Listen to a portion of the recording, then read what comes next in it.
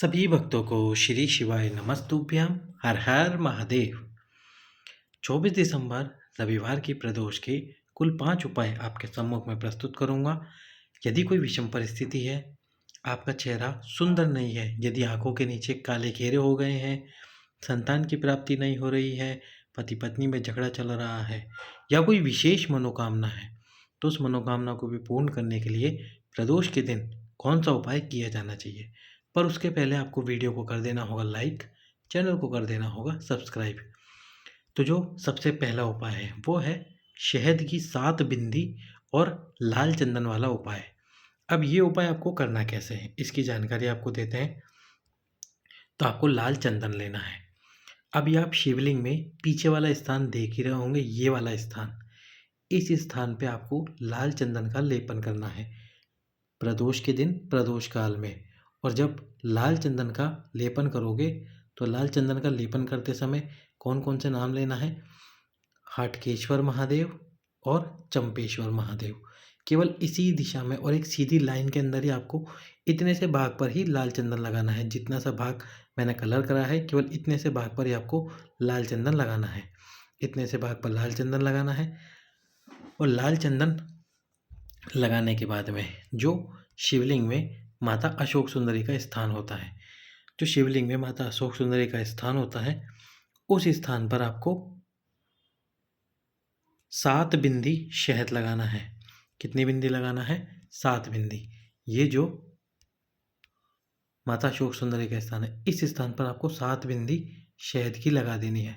7 बिंदी शहद की लगाने के बाद में जब आप 7 बिंदी शहद लगाओगे तो यहाँ भी चंपेश्वर महादेव और फिर हाटकेश्वर महादेव, इन दोनों महादेव का स्मरण करोगे।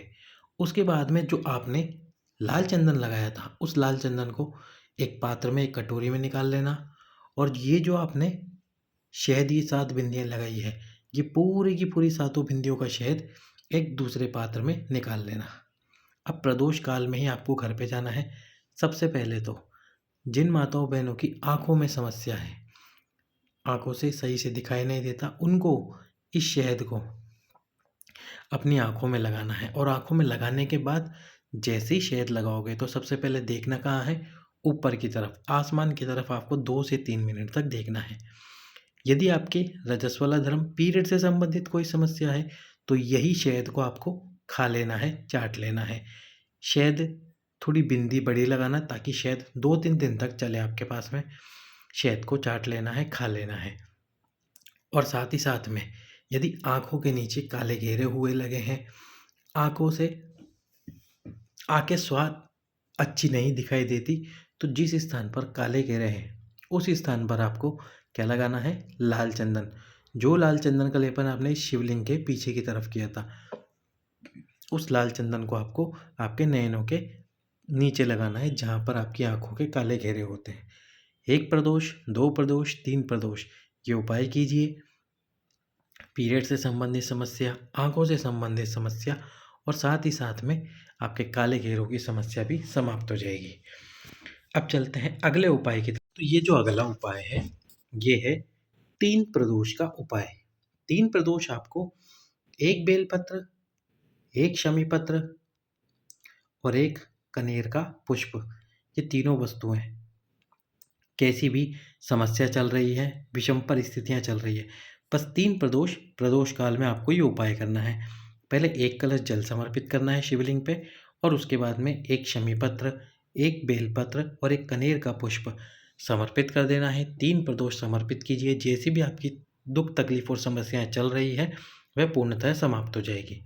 अगला जो उपाय है वो है जिन माताओं बहनों का रजस्वला धर्म बंद है, या फिर रजस्वला धर्म में कोई समस्या है, पीरियड बंद पीरियड है, उनको पीरियड आता ही नहीं, लगभग 3 से 4 साल हो चुके हैं और उनकी कामना है संतान की, तो फिर वह प्रदोष वाले दिन तुम्रुकेश्वर महादेव के नाम से 21 बार सफ़ेद आंकड़े की जड़ को घुमा लीजिए अपने हस्बैंड के साथ मंदिर में जाकर, और उस जड़ को नंदी जी के पीछे की तरफ खड़े होकर शिवलिंग को देखते हुए लाल कपड़े में, लाल धागे में अपनी कमर में बांध लीजिए। यदि नंदी जी के पीछे की तरफ जगह ना हो खड़े होने की, तो शिवलिंग तो मंदिर में किसी भी स्थान पर खड़े होकर शिवलिंग को देखते हुए इस जड़ को बांध लीजिए। पति और पत्नी दोनों प्रणाम कीजिए बाबा भोलेनाथ को, और उसके बाद में प्रणाम करने के बाद झोली पसार कर आपका नाम बोलिए दोनों।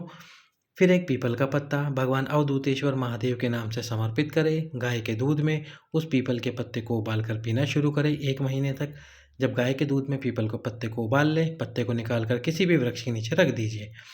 ये उपाय कीजिए, 2 से 3 महीने के अंदर अंदर आपका गर्भ ठहरेगा या गर्भ ठहरने के योग बनेंगे। अगला उपाय प्रदोष का, जो कि है लाल फूल का उपाय।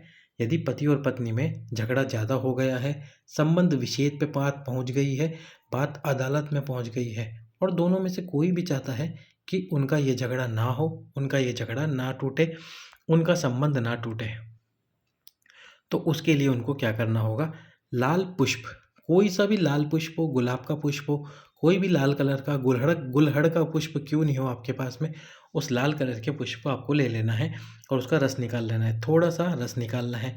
यदि मान लीजिए लाल पुष्प नहीं मिल पाता, तो आपको क्या करना है, फिर गुलाब जल ले लेना है। अब उस गुलाब जल को, ये उपाय केवल और केवल रविवार की प्रदोष के दिन किया जाता है। इस बार जो प्रदोष पड़ रही है वो रविवार की प्रदोष पड़ रही है 24 दिसंबर को, तो आप इस 24 दिसंबर के दिन इस उपाय को जरूर करें। करना क्या है आपको इस उपाय में, जो आपने गुलाब का जल लिया है, गुलाब जल लिया है, इसको लेने के बाद में इस गुलाब जल को प्रदोष के दिन, प्रदोष काल में, या तो पति जाए या पत्नी जाए, दोनों में से कोई भी जाए, उस गुलाब जल को भगवान शंकर के शिवलिंग पर समर्पित कीजिए नीचे एक पात्र लगा के। और उसके बाद में थोड़ा सा गुलाब जल जो आप लेके गए हैं, उसमें से थोड़ा सा गुलाब जल बचा के माता पार्वती के चरणों पर समर्पित कीजिए। जब समर्पित करने के बाद में ये जल तो बहकर चला जाएगा, लेकिन ये जो जल शिवलिंग पे चढ़ा है गुलाब जल, ये एक पात्र में आ जाएगा। अब इसी पात्र के गुलाब जल को घर पर लेकर आइए। पति और पत्नी दोनों एक आसन के ऊपर बैठिए। पति और पत्नी इस गुलाब जल को अपने नयनों पे लगाएं, अपने शरीर पे छिड़क ले थोड़ा सा, और मस्तक पे लगाएं। केवल 2 प्रदोष आप ये उपाय करेंगे, जो अदालत में बात चल रही होगी वह पूर्णतः समाप्त होगी, अदालत का केस खत्म हो जाएगा और पति और पत्नी का संबंध विच्छेद नहीं होगा, पति पत्नी का संबंध अच्छा बनेगा। अगला उपाय, कोई विशेष मनोकामना हो तो कम से कम 5 प्रदोष इस उपाय को अवश्य ही करें। करना क्या है, इसमें आपको 1 कटोरी सरसों का तेल लेना है और उस तेल को भगवान शंकर के शिवलिंग पे समर्पित करना है। एक हाथ से तेल समर्पित करना है, दूसरे हाथ से बाबा के शिवलिंग के ऊपर त्रिपुंड का निर्माण करना है। त्रिपुंड का निर्माण करने के बाद में जब तेल पूरा समर्पित हो जाए, सरसों का 1 कटोरी तेल लेना है। सरसों का तेल समर्पित करने के बाद में जो आपकी एक अनामिका उंगली है, उससे तो आपने पहले त्रिपुंड का निर्माण कर दिया, और फिर जैसे आपने ये उंगली देख रहे हैं, इसी प्रकार से अपनी उंगली लगानी है शिवलिंग पे। अनामिका उंगली लगानी है, नख ना लगे, इस बात का ध्यान रखना। शिव जी को केवल जो स्किन वाला भाग है वही टच करना है शिवलिंग पे। और उसके बाद में जो आपकी मनोकामना है, जो आपकी कामना है, कोई सी भी कामना हो, उस कामना को बोलिए। 3 प्रदोष काल में ये उपाय करके आइए। 1 कटोरी सरसों के तेल से पति पत्नी में झगड़ा चल रहा हो, उसके लिए भी आप ये उपाय कर सकते हैं। धन की कमी चल रही है, उसके लिए भी आप ये उपाय कर सकते हैं। या कोई आपकी कोई विशेष मनोकामना है, उसके लिए भी आप ये उपाय अवश्य ही कर सकते हैं। तो कीजिए ये उपाय। प्रदोष के दिन के सभी भक्तों को श्री शिवाय नमस्तुभ्यम। हर हर